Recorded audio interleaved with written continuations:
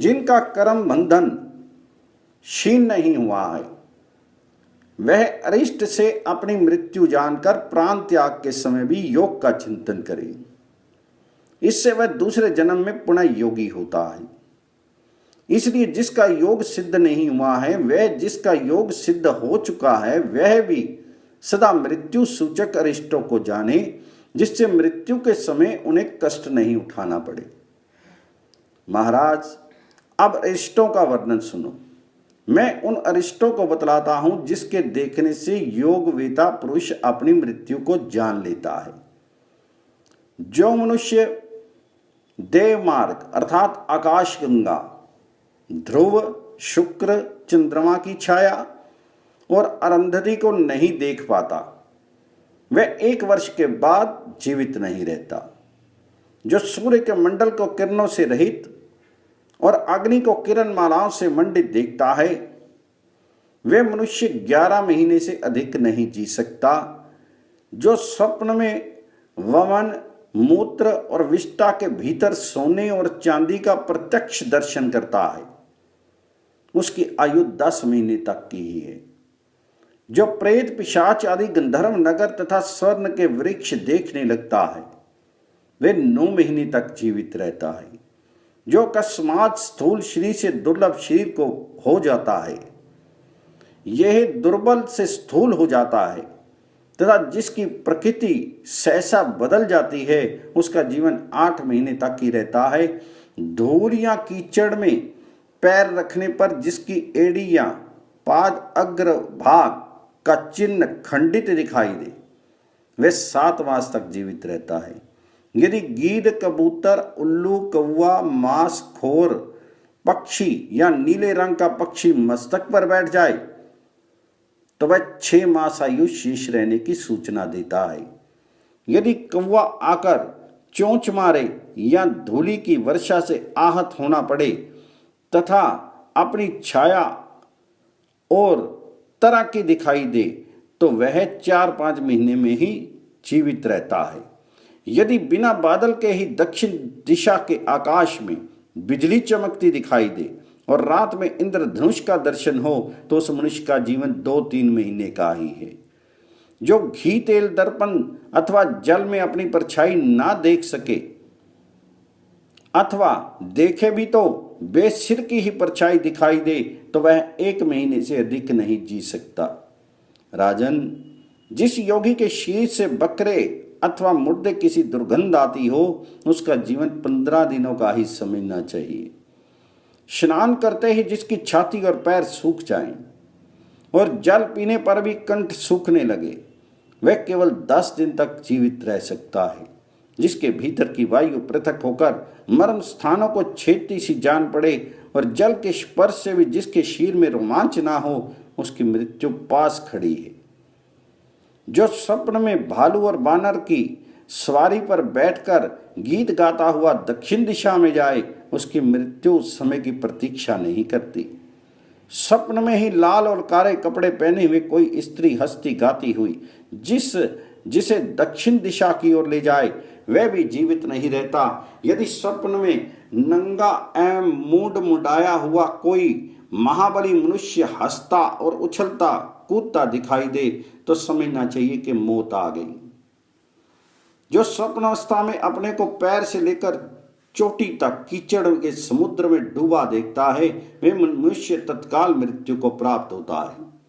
जो स्वप्न में केश, अंगारे, भस्म, सर्प और बिना पानी की नदी देखता है, उसकी 10वें से लेकर 11वें दिन मृत्यु हो जाती है। स्वप्न में विकराल, भयंकर और काले रंग के पुरुष हाथों में हथियार लिए जिसको पत्थरों से मारते हैं, उसकी तत्काल मृत्यु हो जाती है। सूर्योदय के समय जिसके सम्मुख और बाएं दाएं गीदड़ी रोती हुई जाए, उसकी तत्काल मृत्यु हो जाती है। भोजन कर लेने पर भी जिसके हृदय में भूख का कष्ट होता है तथा जो दांतों से दांत घिसता रहे, उसकी आयु भी निश्चय ही समाप्त हो चुकी है। जिसको दीपक की गंध का अनुभव ना होता हो, जो रात और दिन में भी डरता हो तथा दूसरों के नेत्र में अपनी परछाई ना देखता हो, वह जीवित नहीं रहता। जो आधी रात के समय इंद्रधनुष और दिन में तारों को देख ले, वह आत्मवेता पुरुष अपनी आयु क्षीण हुई समझे। जिसकी नाक टेढ़ी और कान ऊंचे नीचे हो जाते हैं तथा जिसके बाएं नेत्र से सदा पानी गिरने लगता है, उसकी आयु समाप्त हो चुकी है। यदि मुंह सब ओर से लाल और जीभ काली पड़ जाए तो बुद्धिमान पुरुष को अपनी मृत्यु निकट समझनी चाहिए। जो स्वप्न में ऊंट या गधे पर बैठकर दक्षिण दिशा की ओर जाए, उसकी तत्काल मृत्यु होती है, ऐसा जानना चाहिए। जो अपने दोनों कान बंद कर लेने पर अपनी ही आवाज ना सुने और जिसके नेत्रों की ज्योति नष्ट हो जाए, वह भी जीवित नहीं रह सकता। जो स्वप्न में किसी गड्ढे के भीतर गिरे और उससे निकलने का द्वार बंद हो जाए और फिर वह उस गड्ढे से ना निकल सके, तो वहीं तक उसका जीवन समझना चाहिए। जिसकी दृष्टि ऊपर की ओर उठे किंतु वह ठहर नहीं सके, बार बार लाल होकर घूमती रहे, मुंह गर्म हो और नाभि शीतल हो जाए, तो ये लक्षण मनुष्य के शरीर पर परिवर्तन की सूचना देते हैं। जो स्वप्न में अग्नि या जल के भीतर प्रवेश करके फिर ना निकले, उसके जीवन का वही अंत है। जिसको दुष्ट जीव रात में और दिन में भी मारे, वह 7 रात के भीतर नीचे ही मृत्यु को प्राप्त हो जाता है। जो अपने निर्मल श्वेत वस्त्र को भी लाल या काले रंग का देखे, उसकी भी मृत्यु निकट समझनी चाहिए। स्वभाव का विपरीत होना और प्रकृति का बिल्कुल बदल जाना भी मृत्यु के निकट होने की सूचना देते हैं। जिसका काल निकट आ गया है, वह मनुष्य जिनके सामने सदा विनीत रहता था, जो लोग उसके परम पूजनीय थे, उन्हीं की अवहेलना और निंदा करता है। वह देवताओं की पूजा नहीं करता, बड़े बूढ़ों गुरुजनों और ब्राह्मणों की निंदा करता है, माता पिता तथा दामाद का सत्कार नहीं करता। इतना ही नहीं, वह योगियों, ज्ञानी विद्वानों तथा अन्य महात्मा पुरुषों के आदर सत्कार से भी मुंह मोड़ लेता है।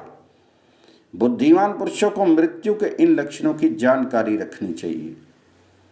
योगी पुरुषों को उचित है कि वे सदा यत्न पूर्वक इन अरिष्टों पर दृष्टि रखें, क्योंकि ये वर्ष के अंत में तथा दिन रात के भीतर भी फल देने वाले होते हैं। इसके विशद फलों को भली भांति देखना चाहिए और मन ही मन विचार करके उस समय के अनुसार कार्य करना चाहिए। मृत्यु काल को जान लेने पर योगी किसी निर्भय स्थान में बैठकर योग अभ्यास में प्रवृत्त हो जाए, जिससे उसका वह समय निष्फल न जाने पाए। अरिष्ट देखकर योगी मृत्यु का भय छोड़ दे और उसके स्वभाव का विचार करके जितने समय में वह आने वाले हों, उतने समय के प्रत्येक भाग में योगी योग साधन में लगा रहे। दिन के पूर्वाह्न, मध्याह्न, अपराह्न में अथवा रात्रि के जिस भाग में अरिष्ट का दर्शन हो, तभी से लेकर जब तक मृत्यु न आवे तब तक योग में लगा रहे। अंतर सारा भय छोड़कर जित आत्मा पुरुष उस काल पर विजय प्राप्त करके उसी स्थान पर या और कहीं जहां भी अपना जिस चित्त स्थिर हो सके, योग में संलग्न हो जाए और तीनों गुणों को जीतकर परमात्मा में तन्मय हो, चिद्वृत्ति का भी त्याग कर दे।